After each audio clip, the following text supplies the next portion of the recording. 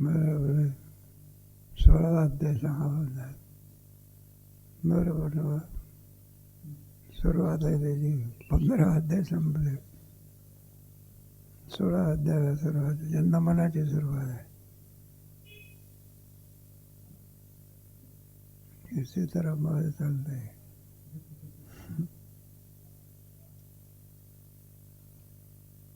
आपलं होणे नेहमीच आहे. आपलं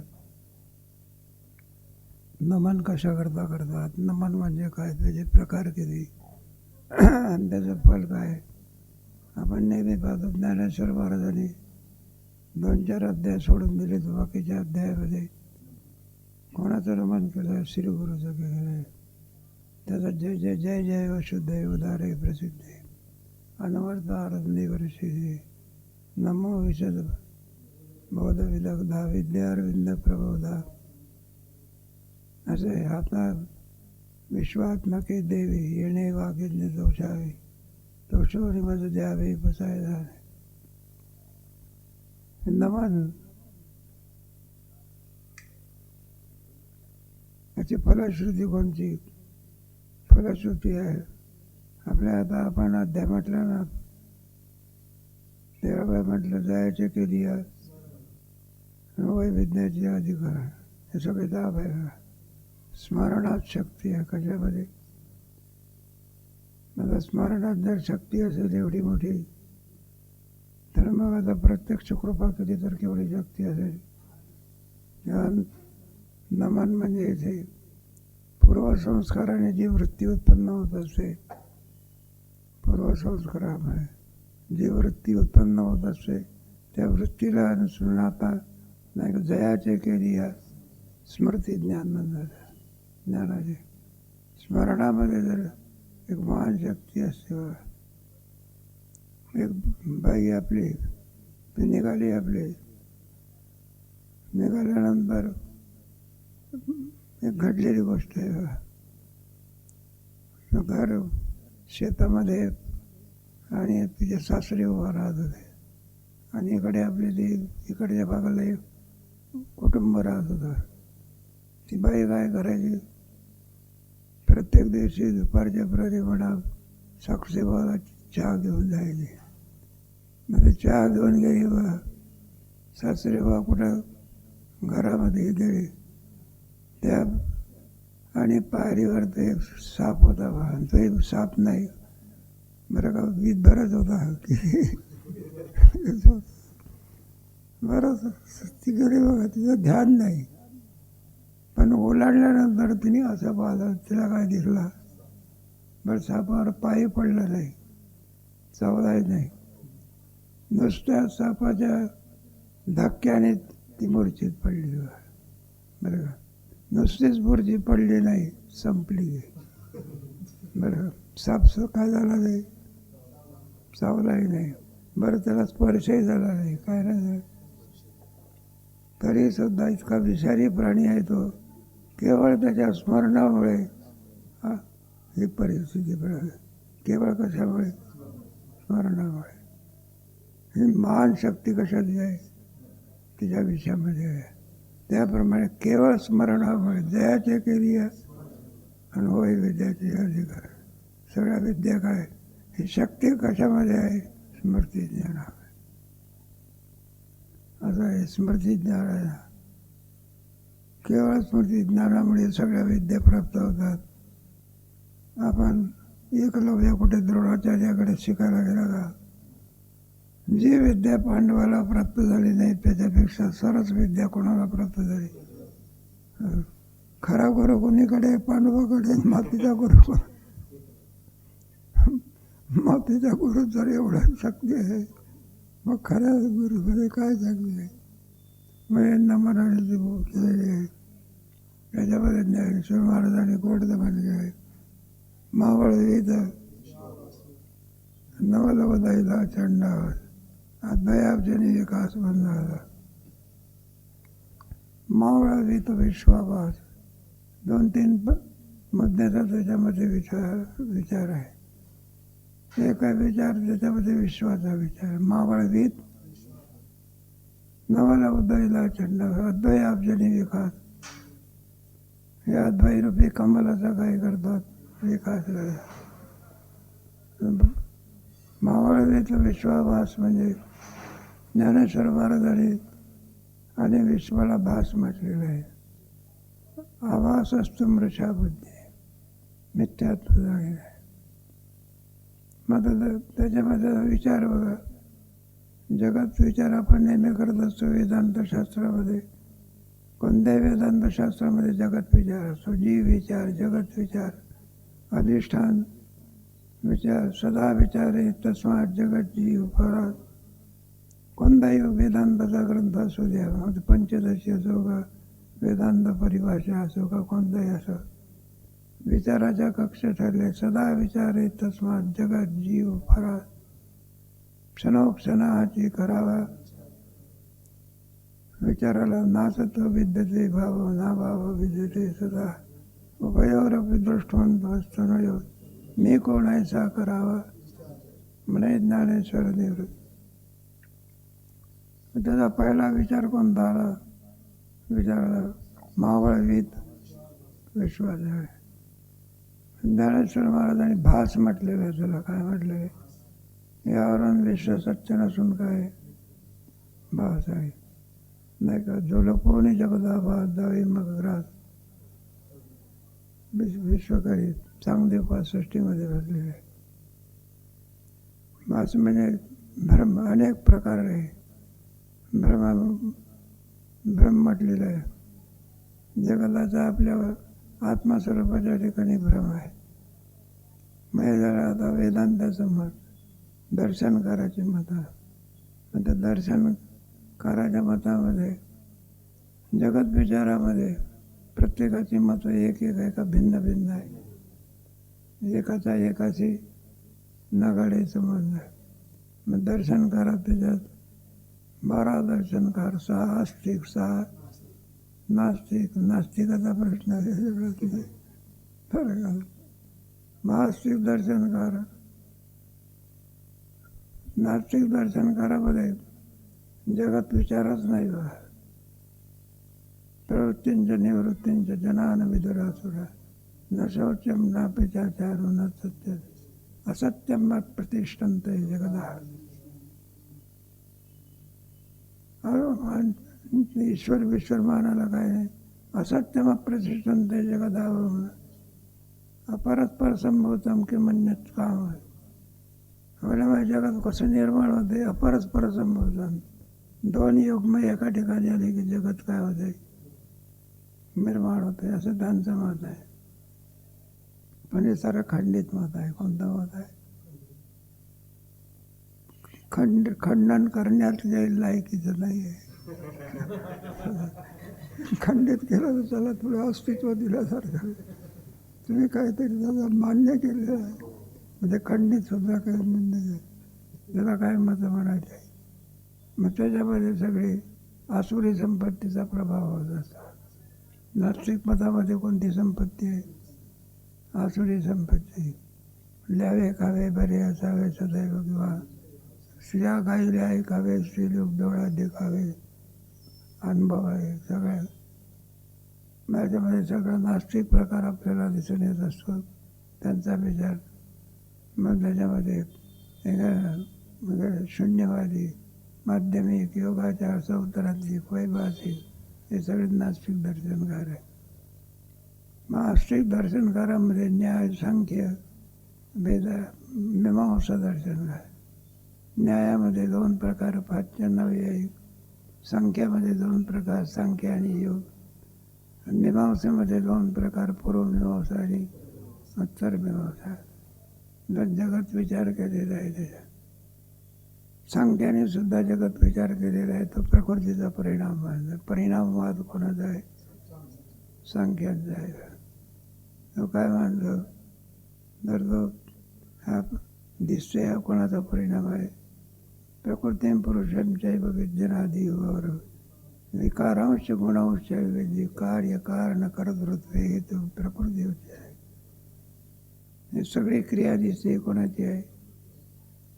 पुरुषाची. त्याचा काही सम आहे. मग पुरुष कसा आहे? कर्ताच आहे, भोगताच आहे वगैरे. मग त्याच्यावरती आणखी कर्तृत्व आळ आलेला आहे. कशामुळे? केवळ संघ केल्यामुळे. वास्तविक तो शुद्धच आहे हा विचार आणि सांख्य दर्शनामध्ये विचार केला आहे. प्रकृती सत्य म्हणून जगत आहे, कारण त्यांची दोन तत्व सत्य आहे ना, प्रकृती आणि नाही का. म्हणून प्रकृती सत्य आणि पुरुष एक आहे. जगत आहे सुद्धा काय बरंच जडवादी आहे, ते बुद्धिवादी आहे. म्हणून कार्य सुद्धा किम स्वरूप आहे, जड स्वरूप आहे, असे यांची मत असतात. नाही एखाद्या बाबतीमध्ये त्यांचा आरंभवाद आहे, परमाणु कारणवाद आहे त्यांचा. हे पंचमहाभूताचे परमाणु सत्य आहेत आहे.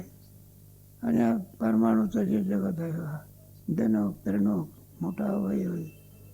तर्कसंग्रहामध्ये याचा विचार केला.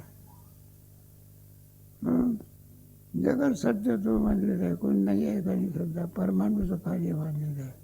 हे सगळं जगत किंवा स्वरूप आहे, परमाणु स्वरूप आहे. फक्त आकाशाचे परमाणु नाही मानले, ते मात्र व्यापक आहे. चार भूताचे काय मानले आहे. परमाणु म्हणजे काय अंतिम स्थिती, म्हणजे आता पुढे विभाग करता येत. मला त्यांचा परमाणु जेवढा आहे तर सूर्याच्या प्रकाशामध्ये जे काही लहान किरण दिसतात त्याचा 6वा भागमध्ये परमाणु. त्याहीपेक्षा अन्नमठाची व्याख्या आहे, बालाग्रशत भावस्य कल्पितस्य येतं. कोणाचा केस घ्यायचा, जरट माणसाचा नाही. मग कोणाचा केस घ्यायचा, लहान मुलाचा. त्याचे किती भाग करायचे, 100 भाग, 100 भाग करायचे. आणि त्याचे पुन्हा किती करायचे, 100. करण्याच्या भानगडीत पडू नका, ऐकून घ्या फक्त. आणि या परमाणूचं काय आहे, परमाणु सत्य आहे पण जड स्वरूप आहे. आणि या परमाणूचं काय आहे, हे सगळं म्हणून वायूपर्यंत परमाणु मांडलेलं आहे. आकाशाचे काय नाही, एक एक भव्य असं काय होते. आणि त्याचं हे आणखी जगत आहे तर नाही एकाचा सिद्धांत आहे. पण हे सगळे जगत सत्यत्ववादी आहे, भेदवादी आहे सगळे. याचा विचार केला आहे. जगत सत्ववादी असल्यामुळे हे मावळीत विश्वाभास जगाला भास म्हणजे मिथ्या मानण्याकरता काय नाही तयार नाही. बरं सत्यत्व भागते. आणि वेदांत शास्त्रामध्ये भास म्हटलेला आहे. यावरून काय सिद्ध झालेलं आहे, मिथ्यात्व सिद्ध झालेलं आहे. म्हणजे सुंदर उदाहरण दिलेलं आहे शंकराचार्यांचे. यावत गर्जनची शास्त्राने जंबुके विपिन कोले कोटपर्यंत आवाजन भांडणं करत बसतात. आपसामध्ये जोपर्यंत सिंहाची गर्जना होत नाही, एकदा सिंहाची गर्जना झाली की कोले कुठे जातात. तसं हे वेदांत शास्त्रामध्ये सिंहाची गर्जना आहे. आणि एकदा का सिंहाची गर्जना आहे, महाबळ भीत माझं भास. म्हणून ज्ञानेश्वर महाराजाचा सिद्धांत आहे, जगत हे जगत नसून किम स्वरूप आहे, ते भास स्वरूप आहे. भास स्वरूप म्हणजे बाधित होतं विष नाही का. सत्य पदार्थाचा कुठे बाध होत असतो का. ज्या अर्थी बाध होतो त्या अर्थी तो पदार्थ क्षणिक असला पाहिजे. बिना बाध योग्य त्यालाच मिथ्या म्हणतात. मग असे जगत जे आहे हे सत्य नसून काय दर्शन करायचे. मग तुम्हाला जेवढं सांगायचं असेल तेवढं सांगा नाही का. जास्त ज्याचा अभ्यास असेल तो 7-7 दिवस ही एकच गोष्ट सांगतो, पण तसं भांडवल पाहिजे. थोड्या भांडवलावर हिरा विकत घेता येत नाही. हिरा जर विकत घ्यायला गेला काय पाहिजे, ते काय किराणा दुकानातले पदार्थ आहे का तो. त्याला काय किराण्यामध्ये जाण्याकरता काही फारसा पैसा नको, 100 रुपये ते माल आणता येतो आणि हिरा विकत घ्यायचा असतो म्हणजे 1 लागत असतो. त्याप्रमाणे वेदांतशास्त्र आहे. मी वेदांतशास्त्रामध्ये लागायकरता एक दर्शन करत आहे. मग इथे भास मान्य करता बाकी दर्शन करत त्यांची पोच होऊ शकत नाही. मान्य करता तयार नाही तिथपर्यंत जायला पाहिजे ना. काय झालं विचाराची कक्षा कुठपर्यंत गेली पाहिजे. 50 पैकी बरं का 30च मार्क मिळाले तरी म्हटलं मी त्याच्यातला प्रवीण होतं काय तिथं स्थान लावलं. तसे दर्शनकार आहे ते आमचे मामासाहेब वगैरे दृष्टांत सांगायचे ना.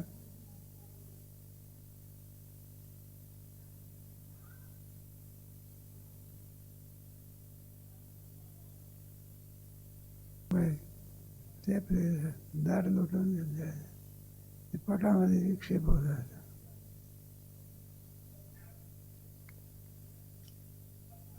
आंधळी ती संसारी जी नाही हरी ओळखला. विचार करत नाही का पूर्णत्वाला प्राप्त होत नाही.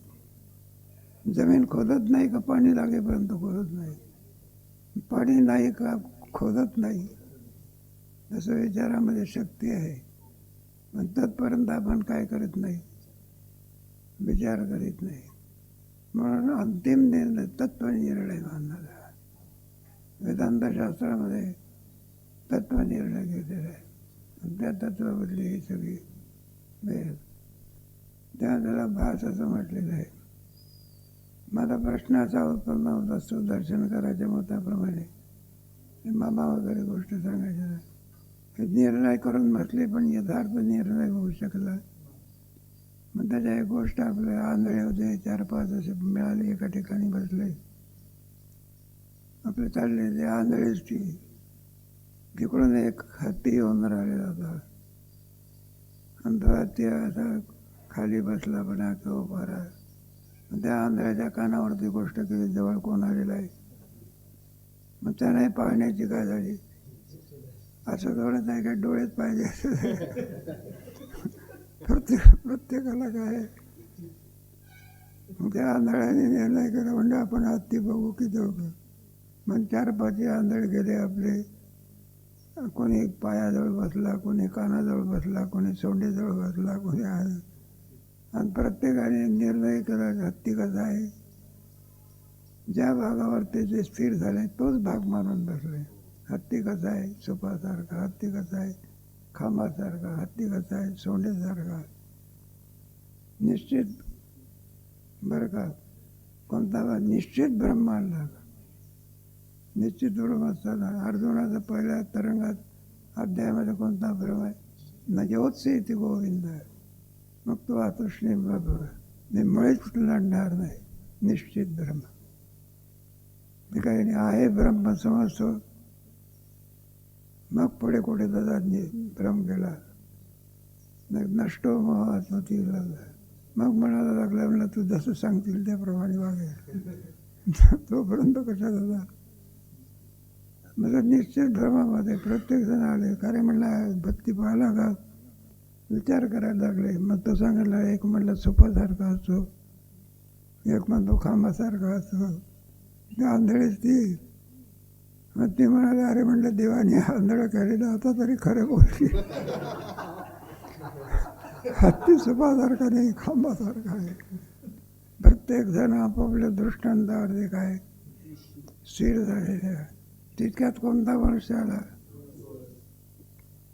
आणि हे सगळे भांडण करून आले होते. भांडण म्हणलं काय कशा करता. म्हणलं दादा सांगा म्हणे हत्ती कसा आहे हा खांबासारखा आहे का नाही. आणि त्याने पाहिलं डोळस पाठसाठी याला फक्त खांबाचं दर्शन झालं. आंधळा असल्यामुळे फक्त दर्शन कसं झालं. प्रत्येकाचं दर्शन आंधळ्याचं आहे. पूर्ण हत्ती कोणाला मिळालं डोळस माणसाला. म्हणलं तुझंही खरं आहे, तुझंही खरं आहे, तुझंही खरं आहे, सगळ्याचंच खरं आहे माझंही खरं आहे. तुझं ते माझं माझं ते.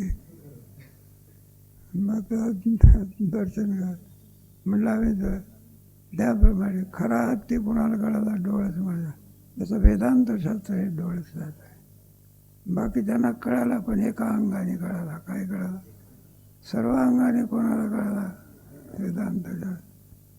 मग वेदांत शास्त्राचा निर्णय आहे मावळवीत विश्वाभास, जगताला भास म्हटलेला आहे. पण हा प्रश्न त्याच्यामध्ये उत्पन्न होतो, भास ज्या अर्थी आहे, भ्रम ज्या अर्थी आहे, मग सत्य का वाटतं? नाही का? भ्रमच जर आहे तर मग सत्य का वाटतं? त्याची मीमांसा आहे. वास्तविक सत्य नाही का? दोमध्ये भेद आहे. अधिष्ठान ब्रह्म आणि जगत काय याच्यामध्ये. पण भ्रमाचा स्वभाव असा आहे की भेद प्रतीतीला येत नाही. जगात मिथ्याच आहे. आत्मा किम स्वरूप आहे? सत्स्वरूपच आहे. मग असं आपल्याला ज्ञान का होऊ शकत नाही? त्याला अनन्याध्यास म्हणणार. वेदांत अध्यासामध्ये अध्यासाचं हे केलेलं आहे. त्याच्यामध्ये अध्यासाचे कार्य अध्यास, कारणाध्यास वगैरे, संबंधी अध्यास. मग तो अन्योन्य अध्यास म्हणजे त्याच्यामध्ये दोन प्रकार आहेत. एक स्वरूपाध्यास आणि दुसरा एक आहे संबंधाध्यास. स्वरूपाध्यासामध्ये काय होत असते?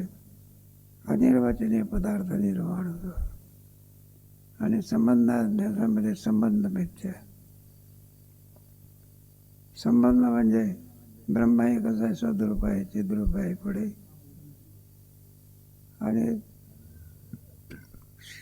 सत्यत्वाचा भ्रम कोणावर होतो? संसारावर.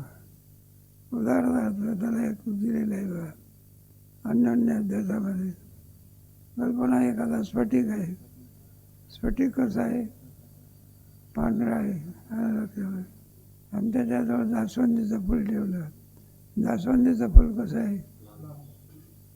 स्फटिक कसं आहे? दुरून पाहणाऱ्याला काय वाटतं? स्फटिक कसं आहे? आता स्फटिक लाल आहे का फुलाची लाली आहे? स्फटिक कसं आहे? पांढराच आहे. मग लाल का भासतो? संबंधाला. काय काय स्वरूपाध्यास आणि तुमचा संबंधाध्यास. मग मुळामध्ये स्वरूप पांढराच आहे, पण लाल का भासतो? त्या संबंधामुळे. त्याप्रमाणे आत्मस्वरूपाच्या ठिकाणी जगत भासतं.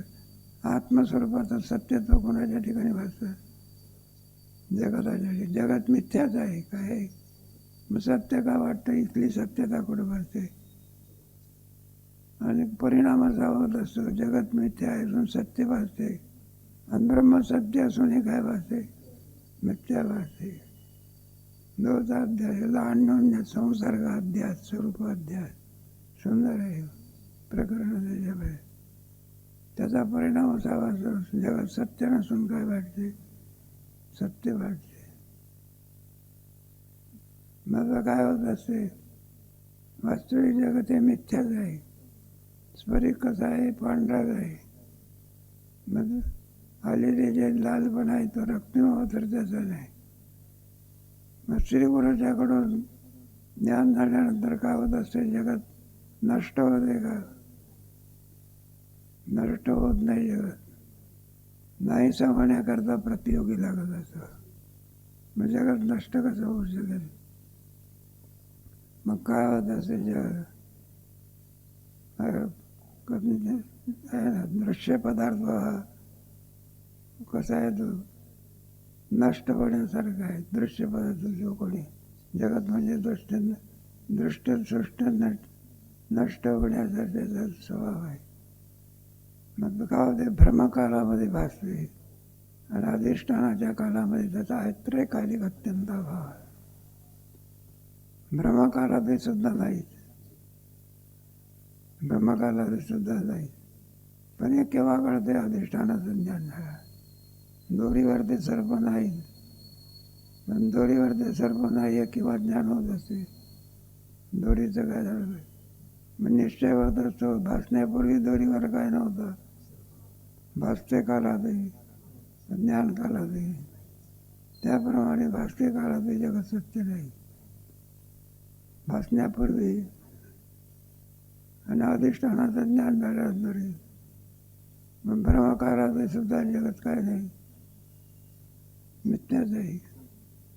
खरं तर मिथ्या काय जर म्हटलं भास असतं तर एकालिक अत्यंत आहे. पण त्याच्याकरता अधिष्ठानाचं काय व्हावं लागते. आणि एकदा का अधिष्ठानाचं ज्ञान झालं म्हणजे मग जगताचा बाध होत असतो. बाध म्हणजे ना प्रतिसिद्धवादा किंतु मिथ्यात्व निश्चय. जगताचा बाध होतो म्हणजे काय होतं, त्याचा मिथ्यात्व काय होतं, जगत नष्ट होते. एक सत्यत्व बुद्धी जाऊन मिथ्यात्व बुद्धी येते. जगत जसेच आहे मग परिवर्तन कसं, पण हे कार्य कोणाच्यामुळे होतं, श्री गुरु आहे. काय करायचं, आपले पदी पैसोले बापरक मादी गुरु विठ्ठले. एकदा का श्री गुरुच्याकडून ज्ञान झाल्यानंतर आणि मग काय याचे आणि बोबाटे याची झोपलोटे मावळवी तो विश्वाभास नवल बोलायला. ज्याच्या संबंधाचा काय होतं, कारण अधिष्ठान हे सद्रूप चिद्रूप, त्याच्याशी संबंध आल्यामुळे माणसाला जगत सत्य आहे, चिद्रूप आहे, आनंद स्वरूप आहे. एकदा का आणखी त्याचा बाध झाला म्हणजे जगत कसं ठरतं, असं जड आणि दुःख रूप.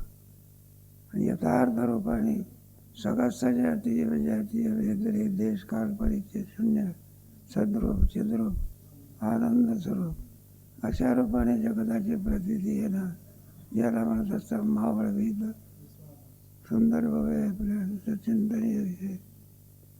नमला उदायला चंडावर त्याच्यात अधिक विचार करायचा, याची गरज कोणाला आहे, नाही गरज कोणाला आहे. मग त्याचे माणसाचे प्रकार पडले.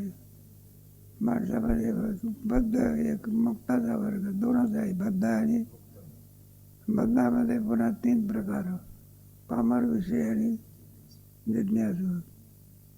मग पामराला काय त्याची इच्छा आहे का, विषयाला काय इच्छा आहे का त्याची.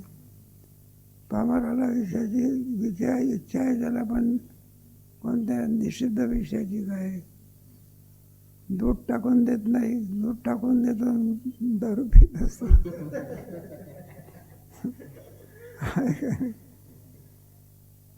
सगळ्यात निषिद्ध विषय आवडीने करतात. सगळं मांस खाणारे लोक चिडाचवाणे म्हणून खात असतात का आवडीने खातात, आवडीने खातात. ते म्हणलं यांचं तर कोणतं खाद्य आहे. मग कुठं माळ द्यायचा प्रसंग आला म्हणजे विचारा की बाबा मांसबीज खाणं काय करून दे. मग तो म्हणत असतो, म्हणलं तसं आमचा आवडीचा काय आहे पदार्थ आहे. आणि एकदा माळ घातल्यानंतर त्याला मला 2 दिवसाकरता मांस खाणं सोडून द्यायचं आहे का सगळ्या आयुष्यापर्यंत. हे कार्य कोण करते, वारकरी संप्रदायातली 50 रुपयाची माळ. एकदा माळ काय घातली मरेपर्यंत काय खाता येत नाही. काय काय जाऊ दे बेकार नाही. जेव्हा निषिद्ध विषयामध्ये रममान असलेला जरी विषय मिळाला तरी आवडत जशीच्या तशी व्यवहार आहे. विषय वाचण्याच्या रूपाने काय करतात बांधतात. तुम्हाला घाटावर जे भिकारी लोक त्यांना काही खाण्याची इच्छा नाही का, पदार्थ मिळत नाही पण वासना आहे की काय. कोणी एखाद्या माणसाला लाडू आणणारा माणसाला येऊ द्या की त्याचं टोपलंच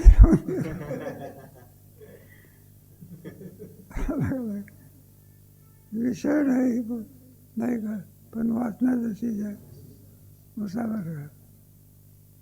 धनिक वर्ग काय आहे, विषय आहे, आणि पुन्हा काय गरीबाला काय नाही, पदार्थ नाही पण वासना जशी आहे.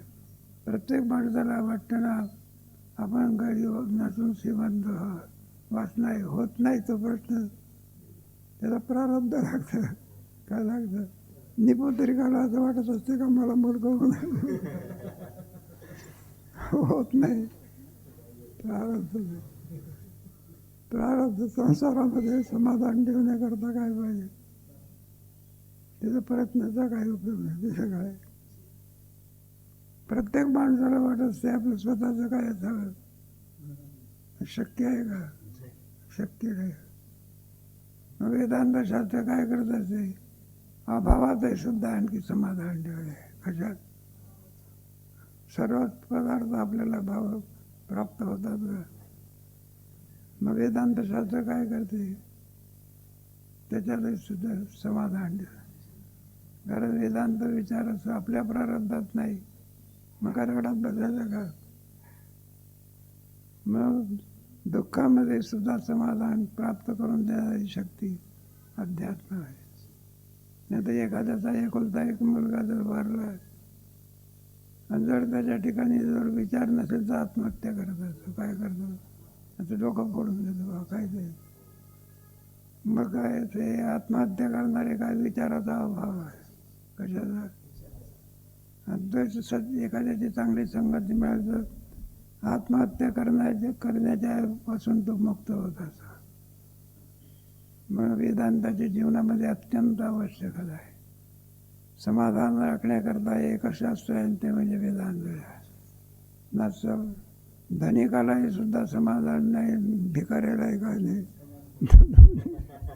आपला विषय. मग श्रीगुरूची आवश्यकता कोणाची आहे? मग श्रीगुरूची तरी आवश्यकता कशा करता? कायमी उद्धार पावे.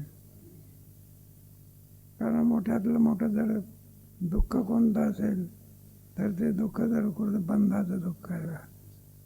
याच्या आवाजीतून तर ब्रह्मदेवापर्यंत बंधात सापडलेले आहे. ब्रह्मेशा नावारते वाढले नाही जीवाचे. पण काय हे जरी झाला तरी पण सुद्धा तो बंधातच आहे. ब्रह्मदेव जरी झाला तरी कशात? पुनरावृत्तीच्या मापा. ऐश्वर्याने मोठा आहे. कशाने मोठा आहे? पण बंधात असायच्या. एखादा गरीब मनुष्य ऐश्वर्य नाही पण बंधात आहे. दोघंच आहे, मुक्त आहे. का? सर्वामध्ये श्रेष्ठ ज्ञान कोणतं आहे?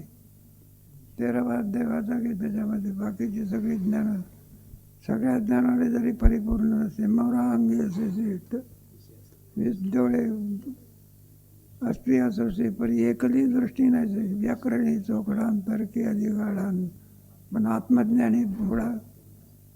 सर्वामध्ये श्रेष्ठ ज्ञान कोणतं आहे? राजविद्या राजविद्यम पवित्र मी बंधानी वृत्तीची शक्ती कोणामध्ये फक्त आत्मज्ञान झालं म्हणा.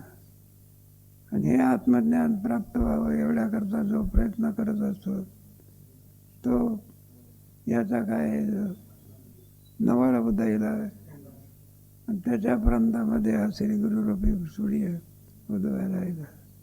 विषय पामराला त्याची काय नाही. उलट चोराला माणूस दिसला तर त्याची भीती वाटत असते. कारण त्याचा विषय वेगळा आहे. कोणाचा? चोराला रात्र आनंदित वाटत असते आणि आपल्याला दिवस आनंदित वाटतो. कारण काय? त्याला दिवसा चोरी करता येत नाही आणि रात्र त्याला काय वाटते? आनंद वाटत असते. दोन्ही भिन्न आहे. तात्पर्य कोणाच्या प्रांतामध्ये आज जन्माला विरायचं मग नवाला उदयला आश्चर्यकारक. त्याच्यातही पुन्हा की जसा जो कोणी असेल त्याच्याप्रमाणे त्याला तो ज्ञान सांगत असतो. कर्माचा अधिकारी असेल, कर्म उपासनेचा अधिकारी असेल, मग ज्ञानाचा अधिकारी असेल. ऐशी कर्म साम्य दशा होय जेतो देशा. श्रीगुरु हा पैसा भेटे देतो. आंबा पाडायला म्हणजे आंब्याला पोपटाला बोलण्याची आवश्यकता नाही. पाडा येण्याचा आकाश कुठे जरी असला तरी त्या आंब्यावरती आल्याशिवाय मग कोणत्याही झाडावर बसत असतो का आंब्याच्या मग पानावर फांदीवर बसत असतो, फळावर बसतो. मग कोणत्याही आंब्यावर फळावर बसत असतो कसं पडायला आला. आणि मग त्याचा आनंद नळकेवर होऊन उठला आणि शुकशाखे बैसला. मग त्याच्यावर ते बसत असतो. त्याप्रमाणे कोणाच्या प्रांतामध्ये श्रीगुरूचा उदय होत असतो. कर्म होय कर्म बिराचा श्रीगुरू हा पैसा त्याला धुंडत श्रीगुरू येत असताना आपले पदी पैसविले कृपा कटाक्ष जाळे आपले पदी पैसविले बाप रखमा जीवर विठ्ठले. मग पहिला प्रश्न कोणता? महाबळवीत. दुसरा कोणता? नवल उदयला. आणि तिसरा कोणता? नाही का तिसरा अद्वैत उभी कमळ. महावळवीत विश्वाभास नवल विदयला कंठण्णा अद्वयाब्जनी विकास. अद्वैरूपी कमलाचा काय करतो तो? फुलाच्या दोन अवस्था असतात. एक कळी अवस्था एक आणि प्रफुल्लित अवस्था. एक कमळाचं फुल असतं ना, जोपर्यंत ते पाण्याच्या बाहेर येत नाही तोपर्यंत कळी असते बघा. आणि एकदा पाण्याच्या बाहेर आलं का काय होते? हे होते ना, पाण्यामध्ये असलेली कमळं होती ना, ती एकमेकाला विचारायला लागली. म्हणलं का रे लोक आपल्याला असं म्हणतात तुमच्यात सौंदर्य आहे, सुगंध आहे. म्हटलं आपल्याला तर सौंदर्य दिसत नाही, काय दिसत नाही, सुगंधही दिसत नाही. एक तत्ववेत्ता पुरुष चालला होता, त्याने हे बोलणं त्याचं ऐकलं. कोणाचं? कमळाच्या कळीचं. म्हटलं कसं शक्य आहे? कवितेमध्ये सगळं चालतं. ते जडाची पडत असतात. मग त्या कळीने म्हणलं भयांच्या ठिकाणी सौंदर्य आणि बरं का सुगंध किंवा प्राप्त होईल. म्हटलं पाण्याच्या काय आले पाहिजे? वर आले पाहिजे. आणि पाण्याच्या वर आल्यानंतर सूर्य काय होईल? आकाशामध्ये सूर्य उगवला आहे आणि त्याच्या किरणाचा का संबंध आला म्हणजे कळ्या काय होतील? प्रफुल्लित. मग सौंदर्य आणि पुन्हा आणखी काय? सुगंध प्राप्त होईल. आणि ते फुल रसिक लोक तोडून देवाच्या चरणावरती काय होईल? आणि तुमची फुलाची काय होईल? साठ सुद्धा. मग त्या कळ्याने पाहिलं बघा, ऐकलंय. मग त्याने काय केलं? आपलं कर्तव्य कोणतं आहे? पाण्याच्या, बाकीचं सगळं सूर्याकडे. म्हणून त्या कळ्या कुठं आल्या अशा? वर आल्या. आणि सूर्यकिरणाचा संबंध होता बरोबर प्रफुल्लित झाल्या. आता सौंदर्य आलं आणि पुन्हा काय आलं? आणि रसिक लोकांनी, पुजारी लोकांनी नेऊन चरणावरती काय केलं? जन्माची काय झाली? याला माझा अद्वयाब्जनी विकास. त्याचा अद्वैरूपी कमळ, त्याचा विकास कोणामुळे होतो? श्रीगुरूमुळे. अद्वैत आणावं लागत असतं. कळ्यामध्ये सुगंध नाहीच का? गुप्त रूपाने आहे. मग सूर्याने सुगंध आणला का होतात? तोच काय केला? प्रगट केला. तसं अद्वैत आणावं लागत असतं की आहे? ते काय उत्पन्न होत असते का आणावं लागत असते? ते मुळामध्ये आहेच की. द्वैत मात्र कल्पनेने काय होते? उत्पन्न होत असते. अद्वयाब्जनी विकास आहे का? माया मात्रमिदं द्वैतम परमार्थता. पंचदशी माया मात्रमिदं द्वैतम. हे जे सगळं द्वैत आहे कोणाचं कार्य आहे? मायेचं कार्य आहे. अद्वैतम परमार्थता. अद्वैत म्हणजेच काय आहे? परमार्थ आहे. अद्वैत आहे ना. मग द्वैत आणि अद्वैत. पण आता काय झालंय? जीवामळच्या ब्रह्मरूपच आहे. काय शेवटच्या वेदांत शास्त्रामध्ये पहिला वाद कोणता आहे? अजातवाद आहे का? आणि अजातवाद पटत नाही म्हणून पुढे विवर्तवाद. वास्तविक विवर्तवादाची काही गरज नाही. अजातवाद पटलं की संपलं की सर्वांना पडण्यात नाही आहे का त्याच्यामध्ये भासते याची. त्याच्याकरता विवर्तवाद आहे. मग अद्वैत आहेच की, पण जीवाला जीव मूळचा म्हणजे आद्य स्वरूपच आहे, ब्रह्मस्वरूपच आहे. पण जीवाला आपल्या मूळ स्वरूपाची काही नाही ओळख नाही, आणि त्याचा परिणाम देहालाच काय म्हणतो. मूळ स्वरूपाची ओळख नसल्यामुळे देहाला देहाधिकांना आणि आणखी काय समजतो तो. पण त्याला आपल्या अद्वैताचं थोडं ज्ञान आहे का. प्रत्येक माणसाला मी आहे असं काय आहे. मी आहे कोण आहे याचं काय अज्ञान आहे. पण आहे याचं काय. प्रत्येक जण आपल्याला नाही असं म्हणतो, का आहे असं म्हणतो. मी हरवलो असं म्हणायला लागलं तर लोक म्हणते ते वरचा मजला काय झाला, लवकर नेलं पाहिजे. पण आहे जे आहे तो आहे मुळामध्ये कोणाचा आहे, समानाधिकरण आहे त्याला. जे आहे तोच किम स्वरूप आहे. जो सत आहे तो चिद आहे, जो चिद आहे तोच आनंद स्वरूप आहे, आणि तोच किम स्वरूप आहे, व्यापक आहे. समानाधिकरण म्हणतात त्याला. त्याच्यात भिन्नता नाही. म्हणजे सत असेल तेच काय आहे, चिद आहे. जे चिद आहे तेच आनंद स्वरूप आहे, आणि तेच ब्रह्म म्हणजे सर्वामध्ये सगळ्यात सजातीय विजातीय भेदरी देश काल परिचय शून्य सद्रूप चिद्रूप आनंद स्वरूप हे जीवाचं मूळचं काय स्वरूप आहे. आणि कोणाच्यामुळे द्वयाब्जनी विकास बंद, यालाच मोक्ष असं म्हणत असतात. पण हा मोक्ष किम स्वरूप आहे, ज्ञानही सिद्ध आहे. काय आहे ज्ञानही ज्ञानाशिवाय मोक्ष प्राप्त होऊ शकत नाही. आणि मोक्ष म्हणजे कसं आहे, बंधनिवृत्तीपूर्वक मोक्ष वेदांत शास्त्रातला. बंधनिवृत्ती म्हणजे काय, सदा पण गोष्ट आहे का तसं योग आपलं. कोणीतरी श्रीमंत मनुष्य आणि हातामध्ये काय अंगठ्या आहे म्हणा किंवा काय म्हणा, सगळा पैसा आहे म्हणा, आणि प्रवासाला निघाला आणि घरी जायला निघालेला होता. चोर लोकांनी पाहिलं त्याला, म्हणलं अरे याच्याजवळ पैसा दिसतो, अंगठ्या बिंगठ्या दिसते, काय तुमचं बरं काय गिऱ्हाईक चांगलं आहे. मग तो याला काटलं पाहिजे, काय करा.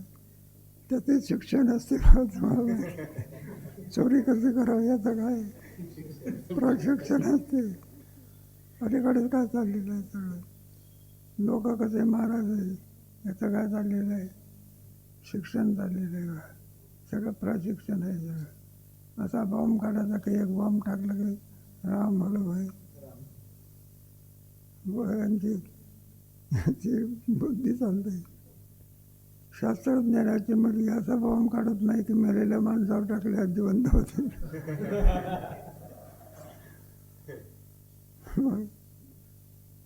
मग ते माणसाला चोराने काय केलं, गाठलं, आणि त्याचे पैसे सगळे काय घेतले, काढून घेतले सगळे आपले, आणि एका झाडाला काय केलं, बांधून ठेवला बा. चोर काय झाले, मग चाललं त्याला, मला सोडवा, मला काय करा. लोक म्हणलं असले गिऱ्हाईक चालत असे, एखादा दया आली म्हणून, आणि त्याला त्या दुःखातून काय केलं. मग त्याने सांगितलं, म्हटलं एक काम झालं की, म्हटलं हे अर्ध काम कोणतं राहिलेलं आहे.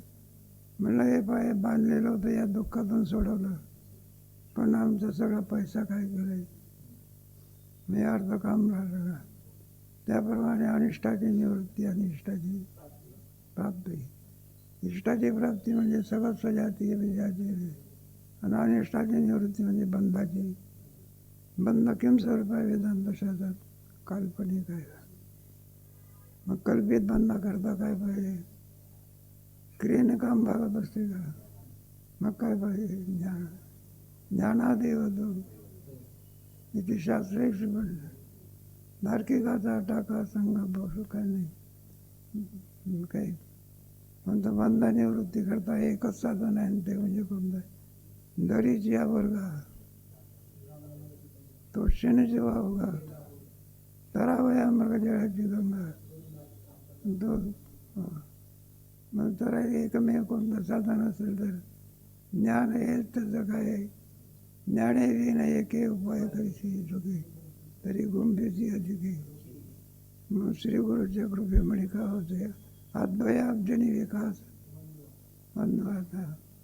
आता अविद्येचे आणि लहान विश्वसपनाचा धंदा सगळं पाहून घेतले त्याच्यामुळे दुसरी बघ आहे ना त्याच्यामुळे.